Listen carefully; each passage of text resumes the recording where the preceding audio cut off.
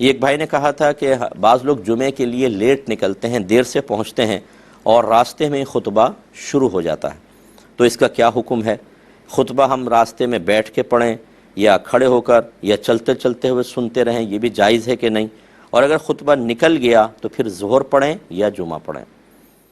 دیکھیں کچھ غلط فہمیاں ہیں اس کے اندر، اسی وجہ سے یہ سوال سائل کے ذہن میں آیا۔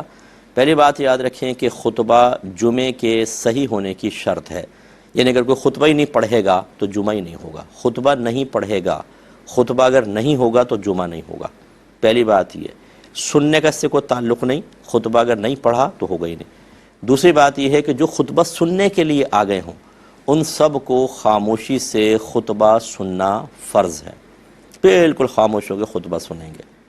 تیسری چیز یہ فقہاء نے لکھا کہ اگر کوئی لیٹ آیا اور اسے دوسری رکعت مل گئی یا دوسری رکعت کے قاعدہ اخیرہ میں بھی آ کر بیٹھ گیا، اس کو جمعہ مل گیا۔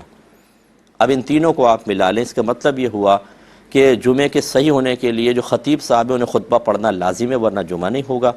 جو آ چکے ہیں ان کے لیے سننا لازم ہے، اس کا مطلب جو راستے میں ہیں ان کے لیے لازم نہیں ہے کہ وہ ٹھہر جائیں، کہیں بیٹھ جائیں، اسپیکر کی آواز پہ سنیں پھر آئیں۔ اگر پہلے ٹھہر جائیں گے آتے آتے پھر آپ کی نماز نکلے گی، ایک آدھ رکعت نکلے گی، اس لیے آپ چلتے رہیں اور مسجد میں پہنچ جائیں، اور جب پہنچ جائیں اور خطبہ ہو رہا ہے تو سکون سے بیٹھ کر سنیں۔ اور تیسرے کا جواب بھی تیسری جزئی سے ہو گیا کہ اگر آپ لیٹ پہنچے حتیٰ کہ جماعت کھڑی ہو گئی تو خطبہ وہاں پہنچ جاتے تو خاموشی سے سننا واجب تھا، نہ یہ کہ خطبہ نہیں سنا تو جمعہ ہی نہیں ہوگا۔ اس لیے آپ آ کے جماعت میں شامل ہو جائیں، آپ کا جمعہ بالکل ہو جائے گا اور ظہر پڑھنے کی حاجت نہیں۔ امید ہے کہ تینوں مسئلوں سے آپ کو بات کلیئر ہو گئی ہوگی۔